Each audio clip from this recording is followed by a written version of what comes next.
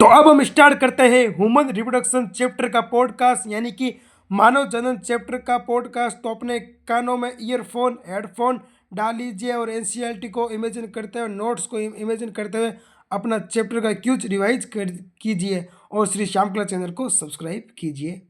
चलिए दोस्तों, स्टार्ट करते हैं पॉडकास्ट सीजन। लास्ट 1 2 3 4 5 6। मानव जनन जनन स्वास्थ्य के साथ मिलकर के 3 से 6 क्वेश्चन का वेटेज रखता है। मतलब हर एक चैप्टर से आपके कम से कम 2 से 3 क्वेश्चन तो आ ही सकते हैं। ठीक है, तो मानव जनन इंपॉर्टेंट चैप्टर हो जाता है। यहाँ से आपका 8 से 12 नंबर का पेपर बनता है या क्वेश्चन बनता है।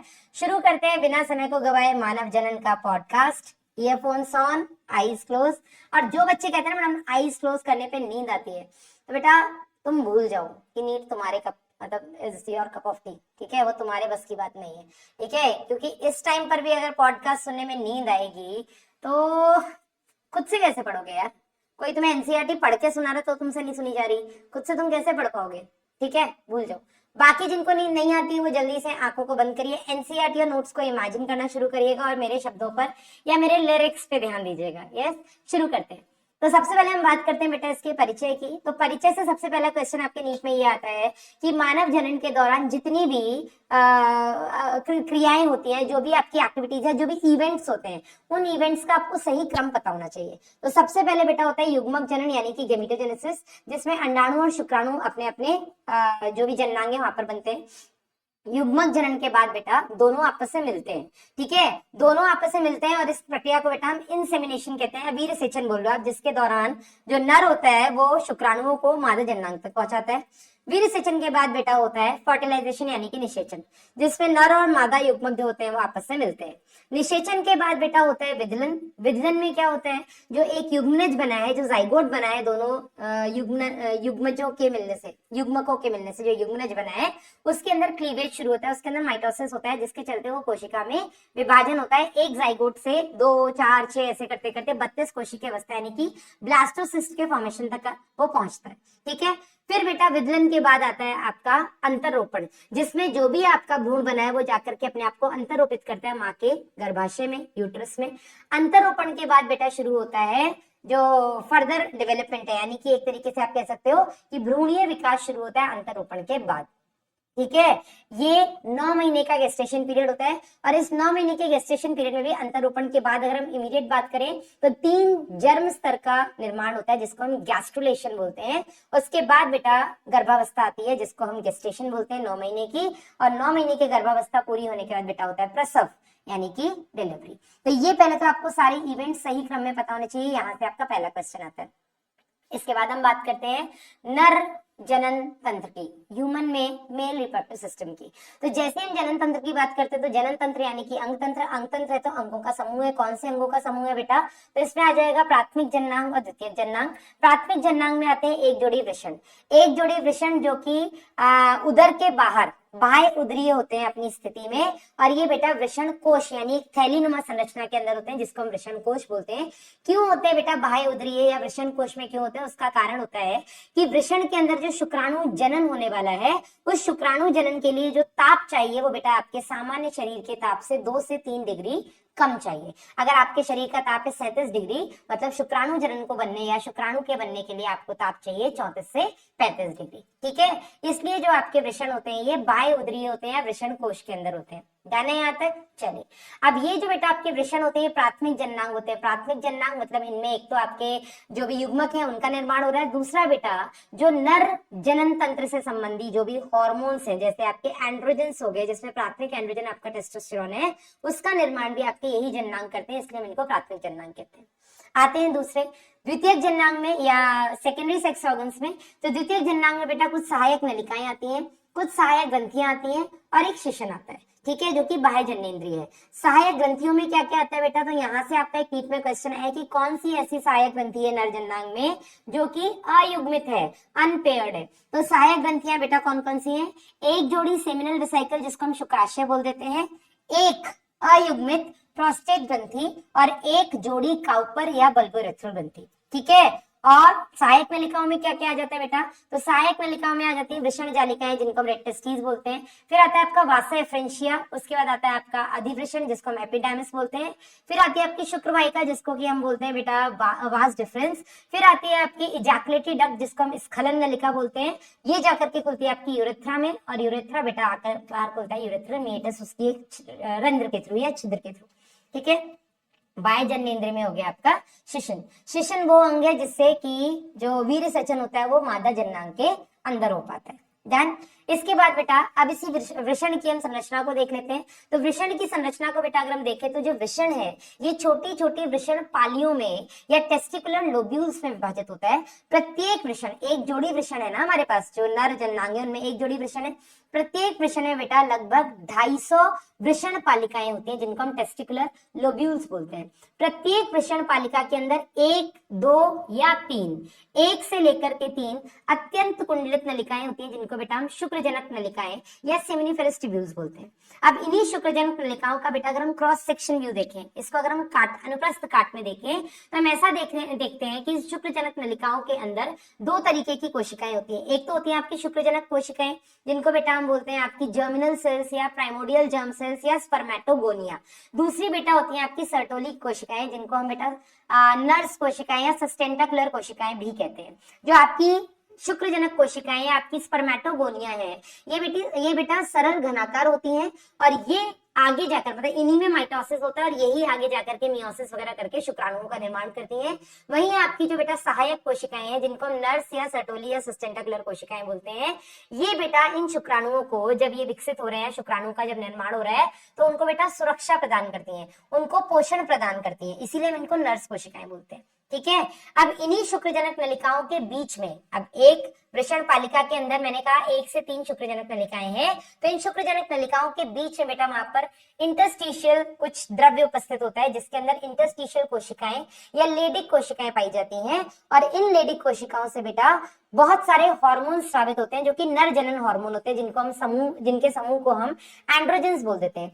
इन्हीं में से जो प्राथमिक एंड्रोजन है वो है आपका टेस्टोस्टेरॉन। इसी के अलावा बेटा इसी इंटरस्टिशियल स्पेस में कुछ प्रतिरक्षी ऐसी कोशिकाएं पाई जाती हैं जो कि प्रतिरक्षा के लिए सक्षम होती हैं, ठीक है, जिनको हम इम्यूनो कॉम्पिटेंट सेल्स भी बोल देते हैं। डन। आगे बढ़ते हैं बेटा। अब ये जो आपकी सहायक नलिकाएं हैं, शुक्राणु बनते तो आपकी शुक्रजनक नलिकाओं में है, ठीक है, मतलब आपके सेमिनिफेरस ट्यूब्यूल में। यहां से ये बाहर कैसे निकलते हैं, नीट में आया हुआ क्वेश्चन है। तो शुक्राणुओं का सही पथ क्या है, तो शुक्रजनक नलिकाओं से बेटा ये बाहर निकलते हैं आपके वृषण जालिका में, जिसको या वृषण जाली जो कोशिकाएं जिनको हम रेटिडेस्टिस बोलते हैं, रेटिडेस्टिस से ही जाती है वासा एफ्रेंशिया में, वासा एफ्रेंशिया से बेटा या उनको आप शुक्र वाहिनी नलिका भी बोल सकते हैं, ठीक है। वासा एफ्रेंशिया से ही जाती है अधिवृषण यानी कि एपिडर्मिस में, अधिवृषण से जाती है आपके वास डिफरेंस यानी कि शुक्रवाहिका में, वास डिफरेंस से जाती है स्खलन नलिका यानी कि इजैकुलेटरी डक्ट में, स्खलन नलिका से आगे जाती है आपके यूरेथ्रा में, जिसको कि बेटा हम बोलते हैं आपका यूरेथ्रा को यूरेथ्रा बोलते हैं। इसी से आपका मूत्र और इसी से आपका सीमेन बाहर निकलता है। डन है यहाँ तक, ये करेक्ट बात है आपके शुक्राणु के गमन का और ये आपको पता होना चाहिए। ये यहाँ से आपके नीट में क्वेश्चन आ चुका है। स्खलन नलिका हम किसे कहते हैं, तो जब बेटा शुक्रवाहिका आती है आपका वास डिफरेंस और यहाँ से शुक्राशय यानी कि सेमिनल वेसिकल की जो नलिका आती है, इन दोनों की नलिकाएं मिलकर के बेटा आगे स्खलन नलिका बनाती है जो कि आगे जाके यूरेथ्रा में खुलती है, ठीक है, यहाँ तक क्लियर है। अब ये जितनी भी सहायक ग्रंथियां हैं आपकी, शुक्राशय हो गई एक जोड़ी, एक सिंगल प्रोस्टेट ग्रंथि और एक जोड़ी जो आपकी काउपर या बल्बिथेरल ग्रंथि है, इन तीनों ग्रंथियों का जो स्रावन होता है और जो शुक्राणु होते हैं ये सब मिलकर के बेटा वीर्य बनाते हैं जिसको हम सीमेन बोलते हैं। इस वीर्य में 90% केवल इन सहायक ग्रंथियों का स्राव होता है, 10% ही आपके शुक्राणु होते हैं और ये जो सहायक ग्रंथियों का स्राव होता है इसको बेटा हम सेमिनल प्लाज्मा बोलते हैं। इस सेमिनल प्लाज्मा में क्या उपस्थित होता है, नीट में आ चुका क्वेश्चन है। इसमें बेटा फ्रक्टोज पाया जाता है, इसमें कैल्शियम पाया जाता है और इसमें कुछ एंजाइम पाए जाते हैं।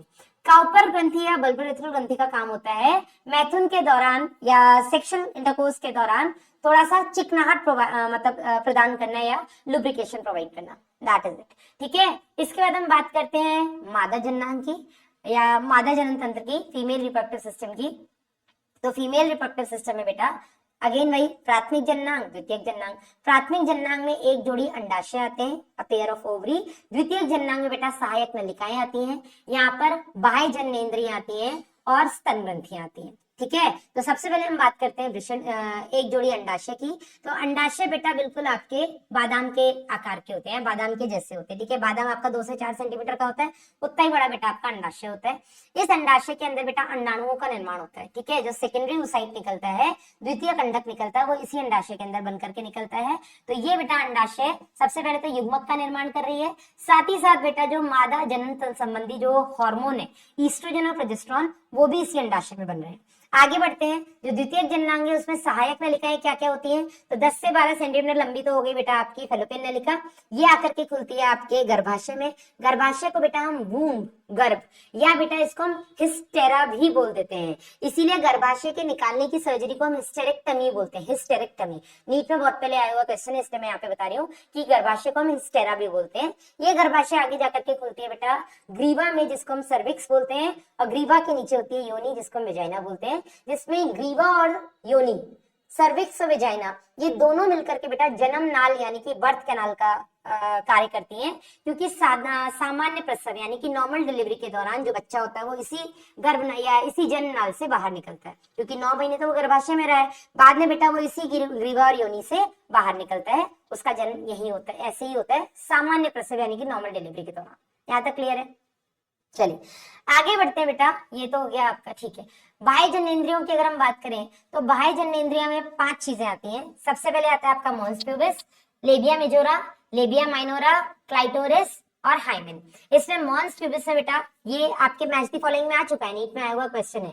मॉन्स प्यूबिस जो होता है बेटा, यहाँ पर वसा की परत पाई जाती है, यहाँ पर त्वचा पाई जाती है, और यहाँ पर रोम पाए जाते हैं, ठीक है, श्रोणी रोम, जिनको हम प्यूबिक हेयर्स बोल देते हैं।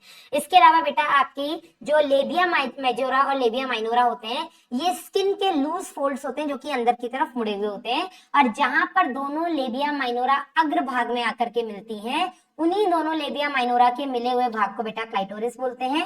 और इसी क्लाइटोरिस के नीचे की तरफ बेटा मूत्र छिद्र होता है, उसके थोड़ा और पृष्ठभाग में या पश्च भाग में आप चले जाएं तो वहां पर बेटा योनि छिद्र होता है, और इसी योनि को या योनि छिद्र को आंशिक रूप से एक पतली सी लचीली सी या एक पतली सी झिल्ली उसको ढाके रखती है, आंशिक रूप से, पूरी तरीके से नहीं, आंशिक रूप से, और इस झिल्ली को बेटा हम हाइमेन बोलते हैं, ठीक है। समाज में मतलब दिमाग में एक गलत फहमी चलती रहती है, या एक मिसकंसेप्शन है, एक क्या बोलते हैं उसको, मिथ है, मिथ, ठीक है, कि अगर किसी मादा में हाइमेन उपस्थित नहीं है, इसका मतलब ये होता है कि वो पहले किसी पार्टनर के साथ सेक्सुअल इंटरकोर्स जैसी या मैथुन जैसी एक्टिविटी में इन्वॉल्व हो चुकी है, जो कि एक बहुत ही गलत बात है। ऐसा नहीं होता है।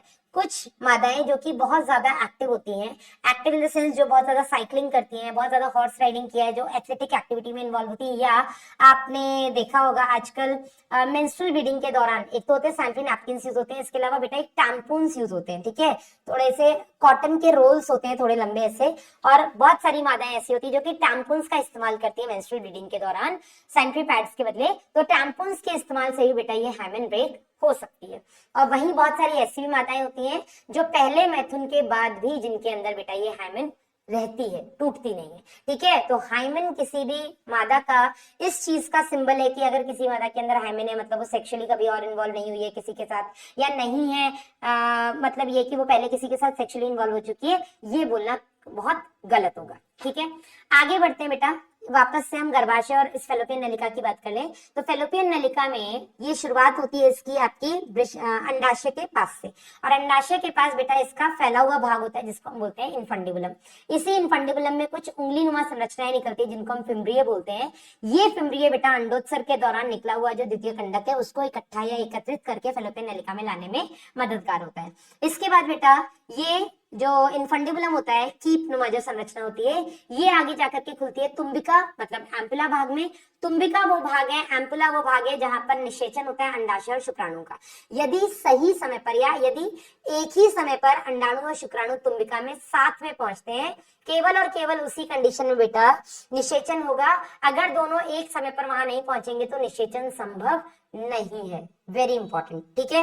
इसके बाद बेटा तुम्बिका के बाद जो आगे का भाग होता है फैलोपियन नलिका का, इसको हम इस्थमस बोलते हैं, जो कि फैलोपियन नलिका का सबसे लंबा भाग होता है, और ये इस्थमस जाकर के खुलता है गर्भाशय में, ठीक है। गर्भाशय में बेटा एक्चुअल में अगर गर्भ धारण हो जाता है, ठीक है, या यूं कह लो कि अगर निषेचन हो जाता है तो गर्भाशय में ही पूरा 9 महीने उस बच्चे का विकास होगा, उस भ्रूण का विकास होगा।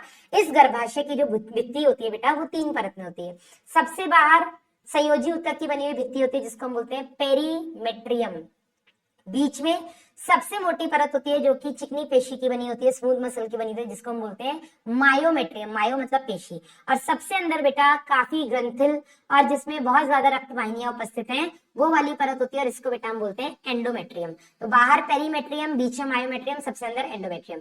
अगर ये पूछा जाए, और ये पूछा जा सकता है, बाहर से अंदर गर्भाशय की परतें कौन सी है, तो पेरी, मायो और एंडोमेट्रियम। अंदर से बाहर कौन सी है, तो एंडो, मायो और पेरीमेट्रियम, ठीक है। यहाँ तक हो गया। फिर मैंने आपको बताया योनि और ग्रीवा ये दोनों मिलकर के बेटा जनन नाल बनाती हैं। आप ये भी कह सकते हैं कि गर्भाशय के निचले भाग को आप ग्रीवा बोल सकते हैं, ठीक है, या गर्भाशय जहां खुलता है जाकर के नीचे की तरफ, उसको हम ग्रीवा बोलते हैं। डन, ये हो गया बेटा आपका मादा जननांग। इसी में बेटा हम बात करेंगे स्तन ग्रंथियों की, बहुत इंपॉर्टेंट है। स्तन ग्रंथियां किसकी बनी होती है, तो बेटा यहाँ पर आपका ग्रंथिल ऊतक होता है, ग्लैंडुलर टिश्यू, और बेटा यहाँ पर वसा ऊतक होता है, ठीक है। 2 चीजें होती है, ग्रंथिल ऊतक और वसा ऊतक। इसी में बेटा जो ग्रंथिल ऊतक होता है, ग्लैंडुलर टिश्यू, वो 15 से 20 छोटे मतलब पालियों में विभाजित होता है, और इनको बेटा हम स्तन पालियां यानी कि मैमरी लोब्स बोलते हैं। प्रत्येक स्तन पालियों के अंदर छोटी छोटी कूपिकाएं पाई जाती हैं, एल्वेलाई, और इन कूपिकाओं के अंदर कई सारी कोशिकाएं उपस्थित होती हैं। ये वो कोशिकाएं हैं, कूपिका की कोशिकाएं, जहां पर वास्तव में दुग्ध का निर्माण और दुग्ध का स्रावन होता है। दुग्ध का निर्माण बेटा कूपिका की कोशिकाओं में होता है, और कूपिका में बीच में जो छोटी सी जगह होती है, खाली जगह, जिसको हम ल्यूमेन बोलते हैं, अवकाशिका बोलते हैं, तो उन कोशिकाओं से दुग्ध का निर्माण होने के बाद अवकाशिका में उसका स्रावन होता है। यहाँ तक क्लियर है। अब इस अवकाशिका से बेटा, या यूं कह लो कि इन कूपिकाओं से पतली पतली स्तन नलिकाओं के द्वारा बेटा दुग्ध बाहर आता है, और ये स्तन नलिकाएं आपस में मिलकर के स्तन डक्ट, मैमरी टिब्यूल्स मिलकर के मैमरी डक्ट बनाती हैं। ये मैमरी डक्ट बेटा, कई सारी मैमरी डक्ट मिलती है जहां पर, तो वहां पे थोड़ा सा फूला हुआ भाग बनाती है, जिसको हम बेटा एम्पिला या तुम्बिका बोलते हैं। और ये तुम्बिका आगे फिर दुग्ध वाहिनी, जिसको हम लैक्टिफेरस डक्ट में जाकर के खुलती है बोलते हैं, और बच्चा जो होता है वो दूध को इसी दुग्ध वाहिनी या लैक्टिफेरस डक्ट से सक करता है या चूसता है, ठीक है। यहाँ पे खत्म होता है आपका मादा जननांग। इसके बाद बेटा हम बात करते हैं गेमिटोजेनेसिस यानी कि युग्मक निर्माण की। अब ये जो युग्मक निर्माण की प्रक्रिया है, ये नर और मादा में अलग अलग तरीके की होती है। नर में जो युग्मक बनता है बेटा उसको हम शुक्राणु बोलते हैं, मादा में जो युग्मक बनता है उसको हम अंडाणु बोलते हैं। तो नर के अंदर होने वाली शुक्राणु निर्माण की प्रक्रिया को बेटा हम शुक्र जनन बोलते हैं, यानी कि स्पर्मेटोजेनेसिस, और मादा में होने वाले अंडाणु निर्माण की प्रक्रिया को हम अंड जनन यानी कि oogenesis बोलते हैं, ठीक है। शुरू करते हैं बेटा शुक्र जनन की प्रक्रिया से, स्पर्मेटोजेनेसिस से। तो सबसे इंपॉर्टेंट बात यह है कि शुक्र जनन की प्रक्रिया जो होती है वो नर में शुरू होती है किशोरावस्था के बाद या किशोरावस्था के साथ, ठीक है। जैसे ही नर में प्यूबर्टी स्टार्ट होती है, मतलब उनके अंदर शुक्राणु जनन की या शुक्र जनन की प्रक्रिया शुरू होती है। होता क्या है, जो शुक्राणु मतलब जो आपके सेमिनिफेरस नलिकाएं हैं, शुक्र जनक नलिकाएं, उनके अंदर बेटा हमने बोला था स्पर्मेटोगोनिया होते हैं। स्पर्मेटोगोनिया जिनको हम जनन कोशिकाएं बोल सकते हैं, जो कि आपकी सरल घनाकार कोशिकाएं होती हैं। इन कोशिकाओं में माइटोसिस होता है। माइटोसिस मतलब कि समसूत्री विभाजन। इस समसूत्री विभाजन के दौरान बेटा ये जो कोशिकाएं होती है अपना गुणन करती है। स्पर्मेटोगोनिया अपना गुणन करती है, और गुणन करके 2 तरीके की कोशिकाएं बनाती है, टाइप ए और टाइप बी। इनमें जो टाइप ए कोशिकाएं होती है वो लगातार अपना माइटोसिस यानी कि समसूत्री विभाजन करती रहती है। एनसीईआरटी बोलती है इन स्पर्मेटोगोनिया में से कुछ जो होती है वो वृद्धि अवस्था में जाती है। तो जो कुछ होती है वो बेटा होती है टाइप बी। जो टाइप बी स्पर्मेटोगोनिया होते हैं, जनन कोशिकाएं होती हैं, ये बेटा वृद्धि करती है, इनका आकार बढ़ता है, और वृद्धि अवस्था में जाने के बाद बेटा इन्हीं को हम प्राइमरी स्पर्मेटोसाइट क्या बोल देते हैं, प्राथमिक शुक्रजनक कोशिकाएं, ठीक है। आप प्राइमरी स्पर्मेटोसाइट दिमाग में रखिएगा। अब जो आपके स्पर्मेटोगोनिया होते हैं बेटा, ये 2n होते हैं, मतलब कि डिप्लॉइड कोशिकाएं होती हैं। इनमें जो गुणसूत्र की संख्या होती है वो 2n यानी कि 46 होती है, ठीक है। इनमें क्योंकि माइटोसिस हुआ, इसी से आपके और type A type B spermatogonia बने। क्योंकि टाइप बी स्पर्मेटोगोनिया बेटा वृद्धि अवस्था में चले गए, तो वृद्धि अवस्था में जाने के बाद जब इन्होंने प्राइमरी स्पर्मेटोसाइट बनाया, समसूत्री विभाजन से बने हैं, तो इनमें भी बेटा गुणसूत्रों की संख्या 2n ही रहती है, यानी कि ये भी डिप्लॉइड रहते हैं। ठीक है। इसके बाद ये जो आपके प्राइमरी स्पर्मेटोसाइट होते हैं, इनमें बेटा होता है पहला अर्धसूत्री विभाजन, यानी कि पहला मियोसिस, मियोसिस 1। जैसे ही बेटा इनमें मियोसिस 1 होता है प्राइमरी स्पर्मेटोसाइट में, ये दो सेकेंडरी स्पर्मेटोसाइट बनाते हैं, और ये दोनों सेकेंडरी स्पर्मेटोसाइट क्योंकि अर्धसूत्री विभाजन हो चुका है, तो इन दोनों में बेटा गुणसूत्रों की संख्या रह जाती है n। और ये जो सेकेंडरी स्पर्मेटोसाइट है, इनके अंदर होता है मियोसिस 2, और मियोसिस 2 होने के बाद बेटा प्रत्येक सेकेंडरी स्पर्मेटोसाइट से दो स्पर्मेटो या क्या बोलते हैं उनको, स्पर्मेटिड्स बनते हैं। क्या बनते हैं? दो स्पर्मेटिड्स। प्रत्येक सेकेंडरी स्पर्मेटोसाइट से दो स्पर्मेटिड्स बनते हैं। ये स्पर्मेटिड्स भी क्योंकि मियोसिस 2 है मियोसिस 1 के बाद, तो इनमें भी बेटा गुणसूत्रों की संख्या n रहती है। अब ये जो आपके स्पर्मेटिड्स हैं, ये स्पर्मेटिड्स सामान्य गोल कोशिकाएं हैं। ठीक है। ये स्पर्मेटिड्स, इनके अंदर डिफरेंशिएशन होता है। अब प्रत्येक स्पर्मेटिड स्पर्म यानी कि शुक्राणु या स्पर्मेटोजोआ में रूपांतरित हो जाता है। स्पर्मेटिड्स और स्पर्म्स या स्पर्मेटोजोआ में ये अंतर होता है कि स्पर्मेटिड्स गोल होते हैं, ये गति नहीं कर सकते। जो स्पर्मेटिड्स, जो स्पर्म्स शुक्राणु या स्पर्मेटोजोआ बन रहे हैं बेटा, ये गति कर सकते हैं। तो इनमें बेटा एक पूंछ आ जाती है, इनमें एक गर्दन, इनमें वो शीर्ष, जो हम वास्तविक शुक्राणु की संरचना भी डिस्कस करेंगे, वो ये आपके शुक्राणु होते हैं, स्पर्म्स। ठीक है। और स्पर्मेटिड से स्पर्म बनने की प्रक्रिया को बेटा हम शुक्राणु जनन यानी कि स्पर्मियोजेनेसिस बोलते हैं। नीट में आ चुका क्वेश्चन है, बहुत बार आया है, 3 बार आ चुका है। ठीक है। स्पर्मेटिड से स्पर्म बनने की प्रक्रिया को हम स्पर्मियोजेनेसिस बोलते हैं। और ये बेटा जो स्पर्म्स होते हैं, ये जाकर के सर्टोली सेल के अंदर छुप जाते हैं। ठीक है। इनका शीर्ष जाके सर्टोली सेल के अंदर छुप जाता है, जहां पर सर्टोली सेल इनको प्रोटेक्शन प्रदान करता है, इनको पोषण प्रदान करता है। और जब बेटा सर्टोली सेल्स इनको छोड़ते हैं सेमिनिफेरस नलिका की या शुक्रजनक नलिकाओं की अवकाशिका में, और वहां से आप कह लो कि बाहर निकालते हैं जब नलिका की नलिकी भाग में, इस प्रक्रिया को बेटा हम वीर्यसेचन या स्पर्मिएशन कहते हैं। क्लियर है? ये दोनों चीजें आई हैं आपके नीट में। स्पर्मियोजेनेसिस क्या होता है? स्पर्मियोजेनेसिस बेटा या शुक्राणु जनन क्या होता है? शुक्राणु जो आपके बनते हैं, स्पर्म्स या स्पर्मेटोजोआ जो बनते हैं, ये स्पर्मेटिड से बनते हैं। इस प्रक्रिया को बेटा हम क्या बोलते हैं? इसको हम बोलते हैं शुक्राणु जनन। और सर्टोली कोशिकाओं से आपकी शुक्रजनक नलिकाओं की अवकाशिका में इन शुक्राणुओं का रिलीज होना, या आपकी शुक्रजनक नलिकाओं से आपके बाहर रेडी टेस्टिस और इन नलिकाओं में आपके शुक्राणुओं का निकलना, मुक्त होना, इसको भी हम स्पर्मिएशन ही कहते हैं। ये दोनों एक ही है, स्पर्मिएशन। ठीक है। स्पर्मियोजेनेसिस और स्पर्मिएशन आपके नीट में आ चुका क्वेश्चन। आगे बढ़ते हैं बेटा। अब हम बात करते हैं जो ये पूरी स्पर्मेटोजेनेसिस की प्रक्रिया होती है, शुक्रजनन की जो प्रक्रिया होती है बेटा, 65 से 75 दिन में, लगभग 1.5 महीने में पूरी होती है। ठीक है। एक बार शुरू हुई है तो खत्म होकर के ही रुकती है। जो शुक्राणु होता है, इसकी संरचना कैसी होती है? इसमें एक शीर्ष होता है, एक गर्दन होती है, इसको ग्रीवा बोल देते हैं, फिर इसका मध्य भाग होता है, मिडिल पीस, उसके बाद इसकी पूंछ होती है। इसके शीर्ष में बेटा इसका न्यूक्लियस होता है, जो कि n होता है। इसमें क्रोमोसोम की संख्या n यानी कि 23 होती है। और इस न्यूक्लियस के आगे, केंद्रक के आगे बेटा एक्रोसोम होता है। इस एक्रोसोम के अंदर कई सारे ऐसे एंजाइम्स होते हैं जो कि आगे निषेचन में कोशिका जो है आपकी, अंडाणु कोशिका है ना, या यूं कह लो द्वितीय कंडक जो है बेटा, उसके बाहर जितनी भी परतें हैं उनको भेदने में बेटा ये मदद करते हैं एंजाइम्स। ये सारे एंजाइम्स आपके लाइसोसोम में पाए जाते हैं। डन। अब ये जो आपका गर्दन होती है, इस गर्दन में और शीर्ष के बिल्कुल अंतिम भाग में 2 सेंट्रियोल पाए जाते हैं। पहला वाला बेटा प्रॉक्सिमल सेंट्रियोल और दूसरा वाला डिस्टल सेंट्रियोल। जो प्रॉक्सिमल सेंट्रियोल है बेटा, ये निषेचन के बाद पहला विदलन करने में हेल्प करता है।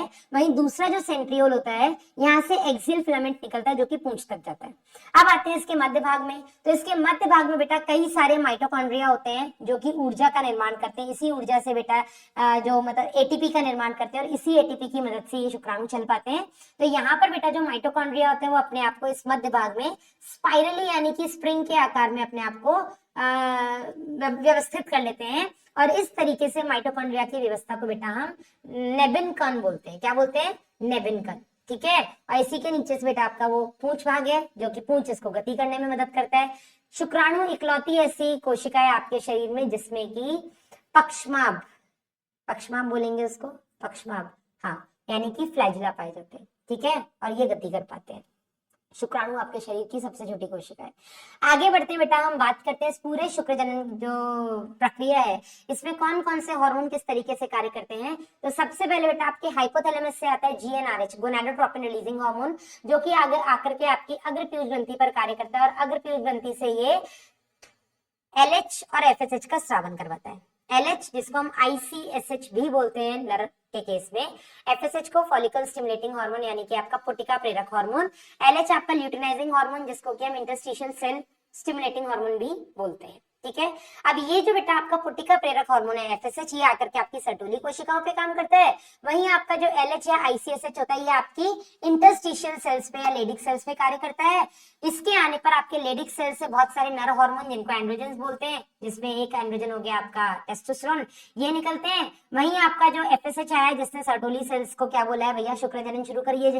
फिर यहाँ पर आपके शुक्रजनक नलिकाओं के अंदर शुक्राणु जनन शुरू हो जाता है।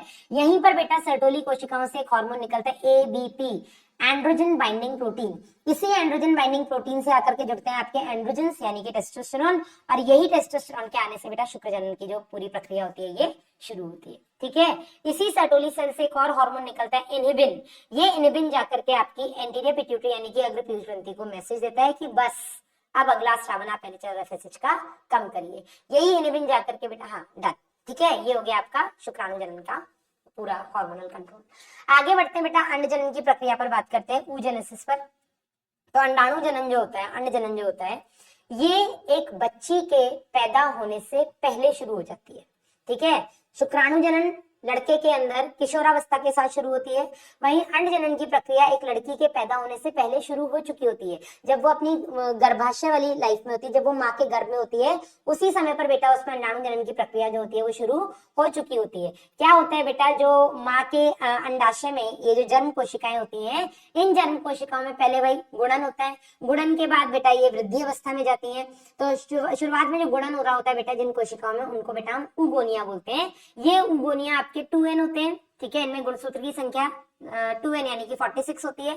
फिर इन्हीं में बेटा वृद्धि अवस्था आती है जिसमें ये अपने शुरुआती स्पर्मेटा उगोनिया से 200 गुना इनका आकार बढ़ जाता है। उगोनिया से प्राइमरी ऊसाइट इनको हम बोलते हैं, प्राइमरी ऊसाइट अपनी उगोनिया से 200 गुना आकार में बढ़ जाती है। ठीक है, और ये बेटा जैसे ही वृद्धि अवस्था में जाती है, इनको हमने प्राइमरी ऊसाइट बोल दिया क्योंकि यहाँ पर माइटोसिस हुआ है, समसूत्री विभाजन हुआ है, तो प्राइमरी oocyte में भी गुणसूत्रों की संख्या 2n रहती है। ठीक है, अब ये जो प्राइमरी oocyte होता है ये मियोसिस में एंटर तो करता है, अर्धसूत्री विभाजन में प्रवेश तो करता है, लेकिन पूरा नहीं कर पाता। अर्धसूत्री विभाजन के प्रोफेज 1 के डिप्लोटीन अवस्था में बेटा ये फंस जाता है, जिसको हम डिक्टाइएट oocyte कहते हैं, और ये इसी अवस्था में फंसा रहता है कब तक, जब तक कि ऋतुस्राव यानी कि मेंस्ट्रुअल साइकिल ना शुरू हो जाए। ठीक है, तो जब एक बच्ची पैदा होती है उस समय पर उसके प्रत्येक अंडाशय के अंदर बेटा ऐसे जो ये पुटक होते हैं प्राइमरी oocyte जो कि डिक्टाइएट oocyte के अवस्था में है, या प्रोफेज 1 के डिप्लोटीन फेज में जो फंसे हुए हैं, ये ऐसे बेटा प्रत्येक अंडाशय में लगभग 20-20 लाख ऐसे होते हैं। ठीक है, प्राइमरी oocyte। अब ये 20 लाख बेटा धीरे धीरे जब तक की किशोरावस्था आती है, मेंस्ट्रुअल साइकिल जब शुरू होती है फीमेल में, तब तक बेटा ये भी धीरे धीरे नष्ट होती रहती है, और किशोरावस्था के समय पर प्रत्येक अंडाशय में लगभग 60,000 से 80,000 ऐसे बेटा प्राइमरी oocyte उपस्थित होते हैं जो कि प्रोफेज 1 के डिप्लोटीन अवस्था में फंसे हुए। अब क्या होता है, इसको हम फिर जैसे ही बेटा आपकी मेंस्ट्रुअल साइकिल आती है, पहली मेंस्ट्रुअल साइकिल आती है, तो एक जो ये प्राइमरी oocyte है इसके अंदर बेटा मियोसिस 1 कंप्लीट होता है। मियोसिस 1 कंप्लीट होने के बाद ये मियोसिस 2 में एंटर होती है। मियोसिस 1 कंप्लीट होते ही बेटा एक बनता है ध्रुवीय काय, जिसको हम पहला ध्रुवीय काय या फर्स्ट पोलर बॉडी बोलते हैं, और दूसरा बेटा बनता है सेकेंडरी oocyte, द्वितीय कंडक। जो पहला ध्रुवीय काय इसका क्या होता है आज तक किसी को नहीं पता, कोई कहता है नष्ट हो जाता है, कोई कहता है इसके अंदर मियोसिस 2 होता है, किसी को नहीं पता। लेकिन हाँ, जो द्वितीय कंडक है बेटा, ये द्वितीय कंडक ही जब अंडोत्सर्ग होता है, ग्राफियन पुटिका जब फटती है तो जो बाहर निकलता है बेटा वो यही द्वितीय कंडक होता है। अब ये द्वितीय कंडक बेटा जो कि मियोसिस 1 पूरी होने के बाद बना है, ये मियोसिस 2 में एंटर तो करता है, लेकिन मियोसिस 2 के मेटाफेज 2 में बेटा ये फंस जाता है, या मेटाफेज 2 अवस्था में ये रुक जाता है। मियोसिस 2 भी कंप्लीट नहीं होता है, और ये मियोसिस 2 में मेटाफेज 2 में अटका हुआ द्वितीय कंडक ही अंडोत्सर्ग के दौरान बाहर निकलता है। और ये बेटा अगर निषेचन हुआ, अगर शुक्राणु आया, वो शुक्राणु इस अंडाणु के अंदर या इस द्वितीय कंडक के अंदर प्रवेश किया, तो ही बेटा मियोसिस 2 पूरा होगा। तो ही मियोसिस 2 पूरा होगा। इसका मतलब क्या हुआ, तो ही आपका जो मेटाफेज 2 में रुका हुआ द्वितीय कंडक है ये मियोसिस 2 को कंप्लीट करके अंडाणु यानी कि ओवम और द्वितीय ध्रुवीय काय बनाएगा। समझे? अगर निषेचन नहीं हुआ तो अंडोत्सर्ग में निकला हुआ ये द्वितीय कंडक की अवस्था में ही रह करके नष्ट हो जाएगा। कभी भी मियोसिस 2 पूरा नहीं होगा और अंडाणु भी नहीं बनेगा। क्लियर है? ये आपको बताना चाहिए, नीट में आ चुका क्वेश्चन है कि अंडाणु का निर्माण कब होता है, मियोसिस 2 कब कंप्लीट होता है। तो मियोसिस 2 कंप्लीट होता है शुक्राणु के द्वितीय कंडक में प्रवेश करने के बाद, निषेचन से पहले। क्योंकि निषेचन किसका होगा, जब शुक्राणु अंदर प्रवेश कर जाएगा पूरा का पूरा, तो बेटा यहाँ पर जो द्वितीय कंडक है इसे मियोसिस 2 कंप्लीट होगा, तो बेटा अंडाणु बनेगा, द्वितीय ध्रुवीय काय बनेगा। ये अंडाणु शुक्राणु के जो केंद्रक है उसके साथ निषेचन करेगा। समझे? तो मियोसिस 2 कब पूरा होगा अंडजनन में, मियोसिस 2 पूरा होगा शुक्राणु के प्रवेश के बाद, निषेचन से पहले। नीट में आ चुका क्वेश्चन है ये। डन? चलिए, तो यहाँ पर बेटा खत्म होता है आपका oogenesis। डन? चलिए, अब oogenesis से बेटा हार्मोनल कंट्रोल कैसे होता है, तो सेम आपके हाइपोथैलेमस से हार्मोन आता है GnRH, गोनाडोट्रोपिन रिलीजिंग हार्मोन, जो कि आपकी अग्रपीयूष ग्रंथि से निकलवाता है LH और FSH। ये जो बेटा FSH आता है ये फॉलिकल स्टिमुलेटिंग हार्मोन यानी कि पुटिकी प्रेरक हार्मोन है, जो कि आपके अंडाशय में इन पुटिकाओं का निर्माण करवाता है, मतलब ग्राफियन पुटिका का निर्माण करवाता है, जिसके अंदर बेटा आपका ये जो पुटक कोशिकाएं पड़ी है ना, प्राथमिक अंडक, ये बेटा अंदर मियोसिस 1 कंप्लीट करके मियोसिस 2 बनाएंगे। साथ ही साथ बाहर ग्राफियन पुटिका जो ग्रैन्युलोसा सेल्स है बेटा उनका वो इनको कवर करेगा, जो कि ग्राफियन पुटिका का निर्माण करेगा।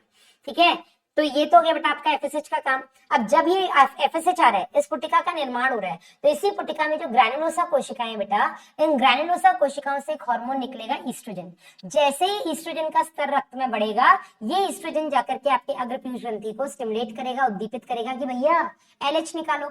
तो इसके कहने पर आपका LH निकलेगा अग्रपीयूष ग्रंथि से, और जैसे ही LH आएगा, रक्त में LH का स्तर बढ़ते ही बेटा ये ग्राफियन पुटिका फट जाएगी, अंडोत्सर्ग हो जाएगा, द्वितीय कंडक बाहर निकल जाएगा, और ये ग्राफियन पुटिका बेटा जो फट गई थी, ये फटने के बाद बेटा एक और संरचना बनाएगी, थोड़ी सी मतलब थोड़ी सी नष्ट होकर जो संरचना बनाएगी उसको बेटा हम कॉर्पस ल्यूटियम कहते हैं। क्या कहते हैं? Corpus luteum. ठीक है, तो कॉर्पस ल्यूटियम को बनाए रखने का काम भी इसी LH का होता है। ग्राफियन पुटिका को फाड़ के अंडोत्सर्ग करवाने का काम भी इसी LH का होता है। LH का स्रावन ईस्ट्रोजन ने करवाया है, जो कि ग्रैन्युलोसा कोशिकाओं से हो रहा है, और ग्रैन्युलोसा कोशिका ये पुटक कौन बनवा रहा है? आपका FSH। ठीक है, अब जैसे ही बेटा ये कॉर्पस ल्यूटियम बनेगा, तो कॉर्पस ल्यूटियम से एक और हार्मोन निकलेगा प्रोजेस्टेरॉन, और थोड़ा बहुत ईस्ट्रोजन भी निकलेगा। ये प्रोजेस्टेरॉन बेटा प्रेगनेंसी मेंटेनिंग हार्मोन होता है, जो ईस्ट्रोजन जब तक निकल रहा था, इसी ईस्ट्रोजन ने ऊपर जाकर के LH निकलवाया, और इसी ईस्ट्रोजन ने बेटा गर्भाशय के अंदर एंडोमेट्रियम को तैयार किया कि अगर निषेचन हो गया तो बच्चा आकर के ये रहेगा ना 9 महीने, तो एंडोमेट्रियम को तैयार कर लेते हैं। ठीक है, लेकिन जैसे ही प्रोजेस्टेरॉन का स्तर बढ़ेगा, तो प्रोजेस्टेरॉन उस मोटे हुए एंडोमेट्रियम को मेंटेन करके रखेगा कि हाँ बच्चा आ सकता है, उसको रखेंगे अपन लोग संभाल के। ठीक है, लेकिन अगर निषेचन नहीं हुआ तो 10 दिन के बाद, 11 दिन के बाद, 12 दिन के बाद ये जो आपका कॉर्पस ल्यूटियम बना है, ये कॉर्पस ल्यूटियम धीरे धीरे नष्ट होने लग जाता है, और नष्ट होने के बाद ये बनाएगा कॉर्पस अल्बिकन्स। प्रोजेस्टेरॉन का लेवल कम होने लग जाता है, ईस्ट्रोजन का लेवल कम होने लग जाता है, और इन दोनों का लेवल कम होते ही बेटा क्या होगा? अगला आपका GnRH हाइपोथैलेमस से निकलने लग जाएगा, एंडोमेट्रियम टूट जाएगी। ठीक है, और ऐसा कब होगा? अगर निषेचन नहीं हुआ तो। डन है यहाँ तक? चलिए आगे बढ़ते हैं। अगला टॉपिक है आपका इंसेमिनेशन। इंसेमिनेशन में क्या होता है? जो भी युग्मक का, अच्छा नहीं, अगला टॉपिक है आपका मेंस्ट्रुअल साइकिल, जिसको हम बोलते हैं आर्तव चक्र। थोड़ा लंबा हो जाएगा आज का ये वन शॉट है ना, क्योंकि चैप्टर ही इतना लंबा और इंपॉर्टेंट भी बहुत है। तो मेंस्ट्रुअल साइकिल की बात करते हैं, आर्तव चक्र की। तो आर्तव चक्र बेटा प्राइमेट्स में, मादाओं में होने वाला एक विशिष्ट चक्र है, जो कि उनके सेक्सुअल एक्टिव फेज को दर्शाता है। जब तक किसी भी मादा में, प्राइमेट मादा में आर्तव चक्र आ रहा है, मतलब वो सेक्सुअली इस फेज में है कि वो बच्चे पैदा कर सकती है। ठीक है, अब ये जो बेटा आर्तव चक्र होता है, ये आर्तव चक्र पहला जब होता है, पहला आर्तव चक्र जब आता है किशोरावस्था के बाद मादाओं में, इसको बेटा हम मेनार्च बोलते हैं। ठीक है, या ऋतुस्राव बोलते हैं। और जो आखिरी होता है, और ये होता है बेटा लगभग 10 से 12 साल के बीच में, 11 से 12 साल के बीच में, जो आखिरी मेंस्ट्रुअल साइकिल आता है मादाओं में, इसको बेटा मीनोपॉज बोलते हैं। ऋतु जो भी है, हिंदी में नहीं पता, मीनोपॉज बोलते हैं, जिसमें ऋतुस्राव जो होता है वो रुक जाता है, और ये बेटा लगभग 45 से 50 साल के बीच में होता है। इसके बीच में पहला मीनार्च और आखिरी मीनोपॉज, इनके बीच में बेटा हर महीने ये साइक्लिक इवेंट जो हो रहा है, इसको हम आर्तव चक्र बोलते हैं। ये आर्तव चक्र कुछ अवस्थाओं में एब्सेंट हो सकता है, जिसका सबसे पहला कारण हो सकता है प्रेगनेंसी। गर्भावस्था अगर होती है, कोई भी फीमेल अगर गर्भावस्था धारण करती है तो 9 महीनों में आर्तव चक्र रुक जाएगा। इसके अलावा कई बार डिप्रेशन, एंजाइटी, बॉडी के अंदर होने वाले हार्मोनल डिसबैलेंसेस, ये कुछ ऐसे कारण हो सकते हैं जिनके चलते आर्तव चक्र इम्बैलेंस हो जाता है, हर महीने नहीं आता। ठीक है, एक स्टैंडर्ड या एवरेज अगर हम देखें तो आर्तव चक्र जो होता है मादाओं में 28 से 32 दिन का होता है। और इस आर्तव चक्र में बेटा 4 फेजेस यानी 4 प्रावस्थाएं होती हैं। सबसे पहली प्रावस्था होती है बेटा स्राव प्रावस्था, जिसको हम ब्लीडिंग या मेंस्ट्रुअल फेज बोलते हैं, जो कि आपकी 3 से 5 दिन की होती है। दूसरी आती है बेटा आपकी प्रचुरोद्भवन, प्रोलिफरेटिव फेज, या इसी बेटा प्रोलिफरेटिव फेज को हम प्रोलिफरेशन कर रहे हैं यहाँ पे, इसको बेटा हम फॉलिकुलर फेज यानी कि पुटिकीय प्रावस्था भी बोलते हैं, क्योंकि यहाँ पे पुटी का निर्माण हो रहा होता है। तीसरा बेटा आता है आपका ओव्यूलेशन फेज, जिसको हम अंडोत्सर्ग प्रावस्था बोलते हैं। और चौथा आता है आपका लूटियल फेज, जिसको हम लूटियल प्रावस्था, या बेटा इसको हम स्रावी प्रावस्था या सिक्रेटरी फेज भी बोल देते हैं। डन। अब आर्तव चक्र के दौरान 2 जगह पर बदलाव हो रहे होते हैं। कहाँ कहाँ पर? एक तो आपके गर्भाशय में, दूसरा आपके अंडाशय में। गर्भाशय में क्या बदलाव हो रहा है? तो पहले जो 3 से 5 दिन है जिसमें आपका ऋतुस्राव हो रहा है, जिसमें आपका ब्लीडिंग फेज हो रहा है बेटा, इसमें क्या होता है बेटा, इस ऋतुस्राव फेज में जो एंडोमेट्रियम होती है गर्भाशय में वो टूट रही होती है। ठीक है, तो एंडोमेट्रियम जो होती है वो पतली हो रही होती है। 5 दिन के बाद जितनी भी प्रावस्थाएं हैं, चाहे वो आपकी प्रचुरोद्भवन प्रावस्था हो, अंडोत्सर्ग प्रावस्था हो, लूटियल प्रावस्था हो, इन सभी में बेटा ये जो एंडोमेट्रियम है धीरे धीरे मोटी होती जाती है। इतना होता है आपके गर्भाशय में। जो स्राव प्रावस्था होती है उसमें एंडोमेट्रियम का टूटना, बाकी सभी प्रावस्थाओं में धीरे धीरे एंडोमेट्रियम का बनना, मोटा होना। ठीक है, अब आपके अंडाशय के अंदर क्या क्या बदलाव हो रहे होते हैं? तो जैसे ही स्राव प्रावस्था शुरू होती है वैसे ही नई पुटिका का निर्माण शुरू हो जाता है। ठीक है, और ये पुटिका निर्माण होते होते मेच्योर ग्राफियन फॉलिकल यानी कि परिपक्व ग्राफियन पुटिका का निर्माण होता है आपके प्रचुरोद्भवन या पुटिकी प्रावस्था में। अंडोत्सर्ग से ठीक पहले, अंडोत्सर्ग हो रहा है 14वें दिन, 28 दिन की साइकिल में 14 दिन में अंडोत्सर्ग होता है। तो 14 दिन से ठीक पहले बेटा जो परिपक्व ग्राफियन पुटिका है वो फटेगी। इसके फटने से द्वितीय कंडक बाहर निकलेगा, जिसको हमने अंडोत्सर्ग बोला। द्वितीय कंडक बनने के बाद, द्वितीय कंडक निकलने के बाद जो आपके अंडाशय है उसके अंदर क्या बन गया? Corpus luteum. यहाँ तक क्लियर है? और ये कॉर्पस ल्यूटियम धीरे धीरे नष्ट होने लग जाएगा। और जैसे ही कॉर्पस ल्यूटियम नष्ट होगा आपके गर्भाशय में जो एंडोमेट्रियम है वो भी नष्ट होने लग जाएगी। क्लियर है? और अगली साइकिल शुरू हो जाएगी। अब यहाँ पर कुछ हार्मोन्स बहुत इंपॉर्टेंट रोल प्ले करते हैं। तो 2 तरीके के हार्मोन्स हैं, एक आपकी अग्रपीयूष ग्रंथि से निकलने वाले हार्मोन्स LH और FSH, दूसरा आपके गर्भाशय से निकलने वाले हार्मोन्स ईस्ट्रोजन, गर्भाशय बोल रही हूँ, अंडाशय के अंदर जो आपकी पुटिकाएं बन रही है इनसे निकलने वाले हार्मोन्स ईस्ट्रोजन और प्रोजेस्टेरोन। होता क्या है, जो क्वेश्चन बनता है यहाँ पर कि अंडोत्सर्ग कब होता है, किस हार्मोन के एकदम से अत्यधिक स्राव से अंडोत्सर्ग होता है? तो अत्यधिक LH के स्राव से अंडोत्सर्ग होता है। तो LH का जो स्तर होता है बेटा ये पूरे टाइम नीचे होता है, बस अंडोत्सर्ग से ठीक पहले LH का स्तर बढ़ता है, या यूं कह लो कि अंडोत्सर्ग तब होता है जब LH का स्तर बढ़ता है, और इसी समय पर आपके FSH का भी स्तर बढ़ता है, लेकिन LH का ज्यादा बढ़ता है। ये तो हो गया आपके अग्रपीयूष ग्रंथि के हार्मोन। अगर हम अंडाशय के हार्मोन की बात करें तो ईस्ट्रोजन ऐसा हार्मोन है जिसका स्तर 2 बार बढ़ता है। पहले कब बढ़ता है? जब आपकी ग्राफिन पुटिका पूरी तरह से बन चुकी होती है, क्योंकि जैसे जैसे ग्राफिन पुटिका बन रही है आपकी ग्रैंडोसा कोशिकाओं से ईस्ट्रोजन का स्रावन हो रहा है, तो ईस्ट्रोजन का स्तर एकदम बढ़ेगा। कब? अंडोत्सर्ग से पहले ईस्ट्रोजन का स्तर बढ़ेगा, तभी तो ऊपर से LH निकलेगा, उसके बाद LH का स्तर बढ़ेगा, फिर ईस्ट्रोजन का स्तर कम हो जाएगा। क्यों? क्योंकि पुटिका जो है वो नष्ट हो गई है। फिर बना आपका कॉर्पस ल्यूटियम, कॉर्पस ल्यूटियम ने भी प्रोजेस्टेरोन और ईस्ट्रोजन निकाला, तो फिर से ईस्ट्रोजन का लेवल बढ़ेगा आपकी ल्यूटियल फेज में। तो ईस्ट्रोजन इकलौता ऐसा हार्मोन है जो पूरे आर्तव चक्र में 2 बार पीक पकड़ता है, जिसके 2 बार जो लेवल होते हैं वो रक्त में जिनका स्तर एकदम बढ़ता है 2 बार। ठीक है, अंडोत्सर्ग से ठीक पहले और कॉर्पस ल्यूटियम बनने के बाद। बाकी प्रोजेस्टेरोन का स्तर बेटा पूरे चक्र में नीचे रहेगा, केवल कॉर्पस ल्यूटियम बनने के बाद प्रोजेस्टेरोन का स्तर बढ़ता है। जब तक प्रोजेस्टेरोन और ईस्ट्रोजन का स्तर बढ़ा हुआ है, एंडोमेट्रियम बनी हुई है, जैसे ही दोनों का स्तर कम होगा, कॉर्पस ल्यूटियम नष्ट होगी, दोनों का स्तर कम होगा, एंडोमेट्रियम टूट जाएगी, अगली साइकिल आ जाएगी। तो 28 दिन की साइकिल में बेटा जो अंडोत्सर्ग होता है वो बीचों बीच होता है, यानी कि -14 कर दो, है ना, 28 का आधा 14 होता है, तो 14वें दिन अंडोत्सर्ग होगा। लेकिन अगर हम बात करें 40 दिन की मेंस्ट्रुअल साइकिल है तो बेटा ल्यूटियल प्रावस्था आपकी 14 दिन की होती है, तो 40 - 14 करेंगे तो अंडोत्सर्ग आपके 26वें दिन होगा। समझे आप? चलिए फिर हम बात करते हैं बेटा वीर्य सेचन की, जिसमें इंसेमिनेशन जिसको हम बोलते हैं, जिसमें नर मैथुन के दौरान नर शिशिन की मदद से जो सीमेन होता है, सीमेन मतलब जिसको हम क्या बोलते हैं वीर्य, उसको बेटा मादा जननांग में रिलीज करता है, ये हो गया इंसेमिनेशन। फिर हम बात करते हैं इंसेमिनेशन के बाद आप आएंगे फर्टिलाइजेशन पे। फर्टिलाइजेशन मतलब निषेचन। निषेचन कहने में बहुत सरल सी चीज है कि अंडाणु और शुक्राणु का मिलना निषेचन कहलाता है, लेकिन ये इतना आसान होता नहीं है। इसमें बहुत छोटे छोटे कुछ स्टेप्स होते हैं। तो सबसे पहले तो अंडाणु और शुक्राणु के मिलने के लिए शुक्राणुओं का अंडाणु तक पहुंचना जरूरी है। तो सबसे पहले बेटा क्या होता है, जो वीर्य सेचन हुआ है, एक बार में लगभग 2.5 से 5 मिलीलीटर वीर्य जो होता है वो मादा जननांग में जाता है। इस 2.5 से 5 मिलीलीटर वीर्य में बेटा लगभग 200 से 300 मिलियन स्पर्म्स होते हैं, शुक्राणु होते हैं। और निषेचन होने के लिए इन 200 से 300 मिलियन स्पर्म्स में से कम 60% ऐसे शुक्राणु होने चाहिए जिनका सामान्य आकार हो, जिनका नॉर्मल शेप और साइज हो। और इनमें कम से कम 40% ऐसे शुक्राणु होने चाहिए जो तीव्र गति दर्शाते हो, फट से भाग के पहुंचे अंडाणु के पास। यहाँ तक समझ में आया? अब शुक्राणु जब मादा जननांग में जाते हैं तो ये सीधा अंदर नहीं पहुंच जाते, कुछ इनको ऑब्स्टिकल्स मिलते हैं, रास्ते में कुछ रुकावट मिलती है और उन रुकावट में ज्यादातर शुक्राणु वहीं फंस के मर जाते हैं। जैसे ग्रीवा से एक श्लेष्मा स्रावित होती है जिसको हम सर्वाइकल म्यूकस बोलते हैं, बहुत गाढ़ी होती है। उस गाढ़ी ग्रीवा श्लेष्मा में आधे से ज्यादा शुक्राणु फंस जाते हैं। ठीक है, इसके अलावा वहां पर बेटा अम्लीय पीएच होता है, मादा जननांग के आसपास अम्लीय पीएच होता है, उस अम्लीय पीएच में कुछ शुक्राणु मर जाते हैं। अब इसी बेटा मादा जननांग में ही इन शुक्राणुओं को जो ग्रीवा श्लेष्मा को पार करके अंदर जा चुके हैं, तो मादा जननांग में बेटा उन शुक्राणुओं को इस लायक बनाया जाता है, इतना सक्षम बनाया जाता है कि वो जाकर के अंडाणु को निषेचित कर सके।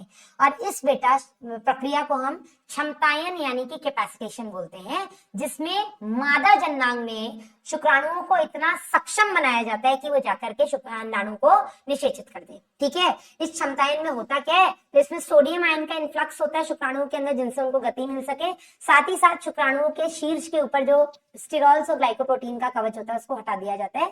ठीक है, ये होता है आपके पहुंचने के लिए कुछ रुकावटें और कुछ उनको ऊपर तक पहुंचाने के लिए मदद करने वाले कारक। यहाँ से आपके नीट में बेटा एक क्वेश्चन आ चुका है कि क्षमतायन होता क्या है, कैपेसिटेशन कहाँ होता है, मादा जननांग में होता है। ठीक है, आगे बढ़ते हैं।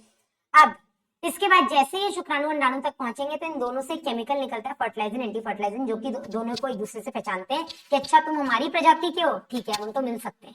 ठीक है, इस एंटी फर्टिलाइजन रिएक्शन के बाद जो शुक्राणु होते हैं इसके ग्राही कहां पर होते हैं, नीट 2021 का क्वेश्चन है, 20 का शायद 21 का क्वेश्चन है कि शुक्राणु के ग्राही कौन सी परत में होते हैं आपके अंडाणु के, तो जोना पेलिसिडा परत में बेटा शुक्राणु के ग्राही उपस्थित होते हैं, जिनको हम ZP3 प्रोटीन के नाम से जानते हैं। जैसे ही बेटा ये शुक्राणु अपने ग्राही से जाकर के मिलते हैं, उनसे चिपकते हैं, फिर बेटा जो लाइसोसोम होता है इसके शीर्ष में वो कई सारे एंजाइम्स निकालता है, जैसे कि जोना लाइसेंस जो कि जोना पेलिसिडा को नष्ट करता है, कोरोना पेनिट्रेटिंग एंजाइम जो कि कोरोना रेडिएटा परत को भेजता है। इसके अलावा आपके कुछ एसिड और एल्कलाइन फॉस्फेटेज आते हैं, हाइल्यूरोनिडेज आते हैं, ये सारे एंजाइम्स बेटा आपके लाइसोम से निकलते हैं जो कि शुक्राणु को मदद करते हैं अंडाणु के अंदर पहुंचने में। एक बार बेटा शुक्राणु अंडाणु के अंदर पहुंच गया, फिर बेटा वो जो मियोसिस 2 रुका हुआ था ना बेटा फेज 2 में, वो आगे बढ़ता है। यहाँ पे एनाफेज प्रमोटिंग फैक्टर आता है, मियोसिस 2 कंप्लीट होता है। इसके अंदर बेटा द्वितीय ध्रुवीय काय यानी कि सेकंड पोलर बॉडी बनती है और साथ ही साथ बनता है आपका अंडाणु। इस अंडाणु के साथ बेटा शुक्राणु का जो केंद्रक होता है वो निषेचन या मिलता है, ऐसे इसी प्रक्रिया को हम बोलते हैं निषेचन। निषेचन होने के बाद जब दोनों युग्मक मिलते हैं बेटा तो उससे बनने वाला जो प्रोडक्ट होता है उसको हम बोलते हैं युग्मनज यानी कि जाइगोट, जो कि एक सिंगल कोशिका है। अब इस जाइगोट के ऊपर भी बेटा जोना पेलिसिडा की परत है। ठीक है, जाइगोट बनने के बाद पहला विदलन होने में 24 घंटे लगते हैं और विदलन होने के बाद बेटा उतनी सी कोशिका के अंदर ये 2 कोशिकाएं बनाते हैं जिनको हम ब्लास्टोमियर्स यानी कि कोरक खंड बोलते हैं। ठीक है, कोरक खंड कोशिकाएं, if I am not wrong. अब पहला विदलन तो हो गया और याद करिए पहले विदलन में हमने क्या बोला था, प्रॉक्सिमल सेंट्रियोल जो कि स्पर्म का है शुक्राणु का, वो मदद करता है। ठीक है, पहला विदलन हो गया। पहले विदलन के बाद बेटा अगले 10 घंटे में फिर अगला विदलन होता है। ऐसे करते करते इनमें कोशिकाएं की संख्या जो होती है कोरक खंडों की वो बढ़ती जाती है, लेकिन आकार उतना ही रहता है क्योंकि जोना पेलिसिडा अभी भी उसमें इंटैक्ट है। ठीक है, फिर बेटा जब ये 8 से 16 कोशिकीय अवस्था तक पहुंचते हैं इसको हम बोलते हैं मॉर्यूला अवस्था। क्या बोलते हैं, मॉर्यूला अवस्था, जो कि शहतूत की जैसी होती है। 8 से 16 कोशिका वाला या कोरक खंड वाली जो कोशिकाएं होती है, जो जाइगोट होता है उसको हम बेटा मॉर्यूला बोलते हैं। ये बेटा आगे जाकर के जब 32 कोशिकीय की अवस्था तक पहुंचता है, इसको हम ब्लास्टोसिस्ट बोलते हैं। और ये ब्लास्टोसिस्ट मॉर्यूला जैसे ही बनता है, मॉर्यूला बेटा चलता है गर्भाशय की तरफ। ये सब कुछ निषेचन कहाँ हुआ था? तुम्बिका में। फिर ये जो विदलन हुआ ये आपके इस्थमस से होते होते मॉर्यूला बन गया इस्थमस से, और मॉर्यूला बनने के बाद बेटा ये कहाँ पहुंच गया? आपके गर्भाशय में। गर्भाशय में पहुंचते पहुंचते 32 कोशिकीय की अवस्था तक पहुंचा। अब 32 कोशिकीय की अवस्था में पहुंचने के बाद बेटा इसने अपने आप को गर्भाशय के अंदर जो एंडोमेट्रियम है उसमें जाके अंतररोपित कर लिया। अब अंतररोपित करने में आपको कुछ चीजें यहाँ पे पता होनी चाहिए कि ये जो कोरक खंड है, जो ब्लास्टोमियर्स है, ये दो तरीके से अपने आप को विभाजित करते हैं। एक जो बड़े कोरक खंड होते हैं जो अपने आप को किनारे पे लगाते हैं बेटा, ये बनाते हैं ट्रोफोब्लास्ट यानी कि पोष कोरक कोशिकाएं। वही बेटा छोटी छोटी कोशिकाएं जो अपने आप को बीच में व्यवस्थित करती हैं, इनको हम बोलते हैं इनर सेल मास, अंतर कोशिका, इनर सेल मास। ठीक है, इनर सेल मास, अंतर कोशिका समथिंग। ठीक है, अब ये जो बेटा आपका पोष कोरक कोशिकाएं जो आपकी ट्रोफोब्लास्ट है, इन ट्रोफोब्लास्ट से कुछ ऐसे एंजाइम्स निकलते हैं जो सबसे पहले तो ज़ोना पेलिसिडा को नष्ट करते हैं। ज़ोना पेलिसिडा के नष्ट होते ही बेटा इसका आकार बढ़ता है। इसी पोष कोरक कोशिकाओं से बेटा कोरियोनिक विलाई का निर्माण होता है। ये कोरियोनिक विलाई ऐसी उंगलीनुमा संरचनाएं होती हैं जो कि आकर के एंडोमेट्रियम में खुद को ऐसे फंसाती हैं। यही पोष कोरक कोशिकाएं बेटा कुछ ऐसे एंजाइम रिलीज करती हैं जो कि एंडोमेट्रियम को थोड़ा ढीला करती है ताकि आसानी से उसमें जाकर ये कोरियोनिक विलाई फंस सके। ठीक है, इसके बाद बेटा जब ये इसके अंदर फंस जाता है तो जो मादा का, जो माँ का गर्भाशय का जो एंडोमेट्रियम है वो बेटा इस बच्चे को पूरी तरह से, इस जो कोरक खंड है इसको पूरी तरीके से घेर लेता है और ये मिलकर के अपरा का निर्माण करते हैं। तो अपरा निर्माण में भ्रूण और माँ का गर्भाशय दोनों मिलकर के बेटा अपरा का निर्माण करते हैं। भ्रूण का जो भाग अपरा निर्माण करता है उसको हम कोरियोनिक विलाई कहते हैं, और माँ का बेटा जो गर्भाशयी भाग होता है वो आपका एंडोमेट्रियम हो गया। एंडोमेट्रियम के ही मैंने उसको हम बोलते हैं डेसिडुआ। ये डेसिडुआ में बेटा 3 भाग इसके होते हैं, जिसके अंदर वो फंसता है उसको डेसिडुआ बेसालिस बोलते हैं, जिसको कवर करता है उसको डेसिडुआ कैप्सुलारिस बोलते हैं, बाकी के गर्भाशय को डेसिडुआ पेराइटलिस बोलते हैं। ठीक है, तो ये दोनों मिलकर के डेसिडुआ माँ का भाग, कोरियोनिक विलाई बच्चे का भ्रूण का भाग, ये दोनों मिलकर के बेटा अपरा का यानी कि प्लेसेंटा का निर्माण करते हैं। अब इस अपरा के कई सारे कार्य होते हैं। सबसे पहला कार्य होता है बेटा कि बच्चे को ऑक्सीजन और जरूरी चीजों को शुरुआती अवस्था में देना। दूसरा काम बच्चे या भ्रूण से कार्बन डाइऑक्साइड या जो भी बाकी अपशिष्ट पदार्थ है उनको लेकर जाना। तीसरा, इस अपरा से कई जरूरी हार्मोन का स्रावन होता है जैसे HCG ह्यूमन कोरियोनिक गोनाडोट्रोपिन, दूसरा HPL ह्यूमन प्लेसेंटल लैक्टोजन, तीसरा ईस्ट्रोजन, चौथा प्रोजेस्टेरॉन। एक और हार्मोन बेटा आता है रिलैक्सिन नाम का जो कि अंडाशय से आता है, और ये रिलैक्सिन बेटा प्रसव में मदद करता है। तो ऐसे कौन कौन से हार्मोन है जो केवल और केवल प्रेगनेंसी के दौरान निकलते हैं? HCG, HPL और रिलैक्सिन। और ऐसे कौन से हार्मोन जो प्रेगनेंसी के दौरान निकलते हैं? HCG, HPL, रिलैक्सिन, ईस्ट्रोजन और प्रोजेस्टेरॉन। लेकिन जो केवल प्रेगनेंसी के दौरान निकलते हैं तो ईस्ट्रोजन, प्रोजेस्टेरॉन तो बाकी समय भी निकलते हैं ना, तो केवल प्रेगनेंसी में HCG, HPL और रिलैक्सिन। क्वेश्चन को आपको बहुत ध्यान से पढ़ना है। ठीक है, अपरा का निर्माण हो गया। ठीक है, अब ये जो अंदर बेटा इनर सेल मास था, इस इनर सेल मास का सबसे पहले विभाजन होगा, ये 3 जर्म स्तर बनाएगा, और इसी प्रक्रिया को बेटा हम बोलते हैं गैस्ट्रुलेशन। ये जो बेटा 3 जर्म स्तर बनते हैं, बाहर की तरफ बाह्य चर्म, बीच में मध्य चर्म और अंदर की तरफ बेटा अंतःचर्म, इसको हमने बोल दिया गैस्ट्रुलेशन। और गैस्ट्रुलेशन होने के बाद ये बेटा जो बने आपके गैस्ट्रुलेशन होने के बाद 3 जर्म स्तर बन गए। ये तीनों जर्म स्तर से आपको पता है ऊतकों का निर्माण होता है। जैसे आपके उत्कला ऊतक का निर्माण तीनों जर्म स्तर से होता है, आपके संयोजी ऊतक का निर्माण मध्य जर्म स्तर से होता है, मध्यजन स्तर से होता है, आपकी पेशी ऊतक का निर्माण मध्यजन स्तर से होता है, थोड़ी बहुत पेशियां आपके बाह्यजन स्तर से बनती हैं, आपकी तंत्रिका ऊतक का निर्माण बाह्यजन स्तर से होता है, थोड़ा बहुत आपके माइक्रोग्लियल कोशिकाएं मध्यजन स्तर से बनती हैं। तो इन्हीं 3 जर्म स्तर से जो गैस्ट्रुलेशन हो गया, इन्हीं से बेटा सारे ऊतक बनेंगे, ऊतक से अंग बनेंगे, अंग से पूरा भ्रूण बनेगा। अब भ्रूणीय विकास आपको बहुत इंपॉर्टेंट पता होना चाहिए कि किस तरह से कब किस महीने में क्या बनता है। तो सबसे पहले बेटा हृदय बनता है बच्चे का।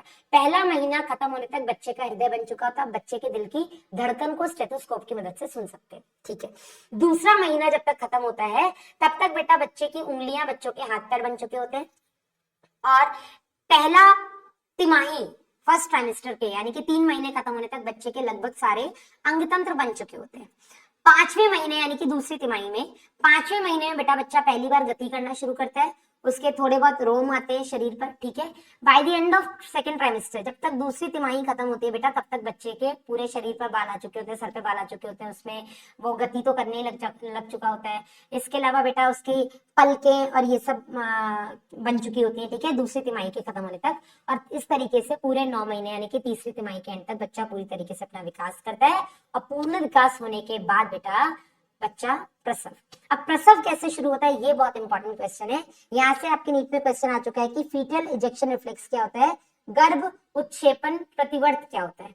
तो गर्भ उत्क्षेपण प्रतिवर्त यानी कि फीटल इजेक्शन रिफ्लेक्स होता क्या है, जब भ्रूण पूरी तरीके से विकसित हो जाता है और अपरा, इंपॉर्टेंट, फीटल इजेक्शन रिफ्लेक्स कहां से शुरू होता है, तो पूर्ण विकसित भ्रूण और अपरा, इन दोनों से बेटा जब पूरी तरीके से भ्रूण बन जाता है और अपरा, जब ये पूरी तरीके, तो एक सिंबल आता है जिसकी वजह से यूट्रस यानी कि गर्भाशय की पेशियों में धीरे धीरे धीरे धीरे संकुचन शुरू हो जाता है, ठीक है। जैसे ही बेटा ये संकुचन शुरू होता है तो इसी को हम बोलते हैं गर्भ उत्क्षेपण प्रतिवर्त यानी कि फीटल इजेक्शन रिफ्लेक्स। वो रिफ्लेक्स की, अब बच्चा बोल रहा है मुझे बाहर निकाल दो, वो गर्भ उत्क्षेपण प्रतिवर्त। नीट में आ चुका क्वेश्चन है कि गर्भ उत्क्षेपण प्रतिवर्त शुरू कहां से होता है, तो पूर्ण विकसित अपरा, या ये प्रतिवर्त कहां से शुरू होता है, किससे सिग्नल जाता है, तो पूर्ण विकसित भ्रूण और अपरा दोनों से सिग्नल जाता है। तो दोनों से सिग्नल जाता है तो गर्भाशय की पेशियों में धीरे धीरे संकुचन शुरू हो जाता है। जैसे ही गर्भाशय की पेशियों में संकुचन शुरू होता है, मैसेज जाता है माँ के पश्चपीयूष ग्रंथि में। तो पश्चपीयूष ग्रंथि में हाइपोथैलेमस से आया हुआ हार्मोनिक संग्रहित है। कौन सा हार्मोन है वो बेटा, वो है आपका ऑक्सीटोसिन। तो मादा की पश्चपीयूष ग्रंथि से ऑक्सीटोसिन आता है। ऑक्सीटोसिन आने से गर्भाशय संकुचन बहुत ज्यादा बढ़ जाता है। जितना ज्यादा गर्भाशय की पेशियों का संकुचन होता है उतना ज्यादा मादा पीयूष ग्रंथि से आपका ऑक्सीटोसिन आता है। जितना ज्यादा ऑक्सीटोसिन आता है उतना ज्यादा संकुचन होता है, और इस संकुचन के चलते बच्चे को बाहर की तरफ धक्का दिया जाता है, मतलब प्रसव हो गया, बच्चा बाहर आ गया जननाल के थ्रू। नॉर्मल डिलीवरी हुई है तो ग्रीवा और योनि के द्वारा बच्चा बाहर आ जाएगा, जिसको हमने जननाल बोला, ठीक है। और उसके बाद बेटा ये रिफ्लेक्स रुक जाता है, ठीक है। जब बच्चा बाहर आ गया, बच्चे के पीछे पीछे अपरा भी बाहर आ जाता है। अपरा को बच्चे से काट दिया जाता है, जो कि अम्बिलाइकल कॉर्ड से जुड़ा हुआ होता है, ठीक है, उसको काट दिया जाता है। अब प्रसव के बाद बेटा आता है दुग्ध स्राव, लैक्टेशन। तो दुग्ध स्राव बेटा बहुत इंपॉर्टेंट है। यहाँ से आपके नीट में क्वेश्चन आता है कि कोलेस्ट्रम क्या होता है। तो प्रसव के बाद शुरुआती 5-7 दिन तक जो माँ का दूध आता है वो हल्के पीले रंग का होता है, सामान्य दूध की तुलना में थोड़ा गाढ़ा होता है, और उसकी पोषक गुणवत्ता सामान्य दूध की तुलना में बहुत ज्यादा होती है। इसमें बच्चे को एक एंटीबॉडी मिलता है, प्रतिरक्षी मिलता है, जिसको हम बोलते हैं IgA। वेरी इंपॉर्टेंट, नीट में आ चुका क्वेश्चन है। इस अध्याय से ले लो या आपके मानव स्वास्थ्य एवं रोग से ले लो, ये पता होना चाहिए आपको कौन सा आता है, IgA इम्यूनोग्लोबुलिन या एंटीबॉडी आता है। ये IgA इसको बच्चे को माँ से मिलता है। तो कोलेस्ट्रॉल जो कि शुरुआती दिनों में आने वाला माँ का दूध होता है बेटा, इसमें IgA प्रतिरक्षी होते हैं, इसकी पोषक गुणवत्ता सामान्य दूध की तुलना में ज्यादा होती है, हल्के पीले रंग का होता है। ये बहुत इंपॉर्टेंट होता है बच्चे के लिए, ठीक है। तो आई होप हमने सब कुछ कवर कर लिया है मानव जनन का, ठीक है। और पूरी एनसीईआरटी मैंने आपको रिवाइज कर दिया। नीट में तुम्हारी यहीं से ही क्वेश्चन आएगा, इससे बाहर कहीं नहीं आता है, ठीक है। तो बढ़िया से बेटा आंखों को खोलिए और जग जाइए बिल्कुल कि हाँ सब कवर हो गया। एक और चैप्टर में कॉन्फिडेंस आना चाहिए। और जैसा कि हम बोलते हैं पॉडकास्ट लगाने के बाद बेटा क्वेश्चन जरूर, पॉडकास्ट सुनने के बाद क्वेश्चन जरूर लगाइएगा, अलग कॉन्फिडेंस आएगा। मतलब मैं खुद कभी कभी पॉडकास्ट पुराने सुनती हूँ तो मुझे अच्छा लगता है कि यार मतलब सही है, पूरी एनसीईआरटी कवर हो गई इससे शॉर्ट में हो नहीं सकती थी। अभी तक के चैप्टर्स में ये पॉडकास्ट सबसे लंबा था, क्योंकि ये इंपॉर्टेंट भी है, इसमें काफी सारे कंसेप्ट हैं और जरूरी है। बाकी अपना ध्यान रखिएगा। अगर आपको ये पॉडकास्ट अच्छी लगी हो तो चैनल को लाइक सब्सक्राइब करना ना भूलिए। धन्यवाद, मिलता है अगले नेक्स्ट वीडियो में।